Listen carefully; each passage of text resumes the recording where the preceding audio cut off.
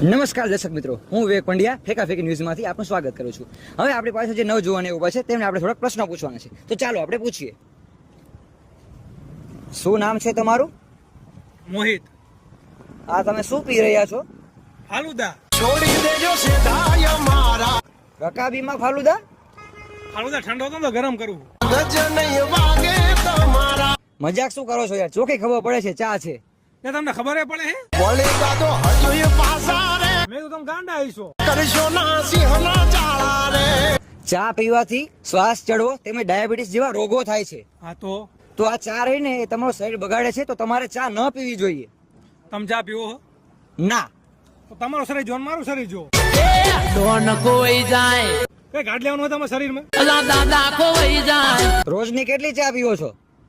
ભાઈ આમાં કઈ નક્કી તો ન હોય, પણ સવારે એકવાર, બપોરે એકવાર, સાંજે એકવાર, રાતે એકવાર. જો ભાઈબંધ ભેગા થઈ જાય તો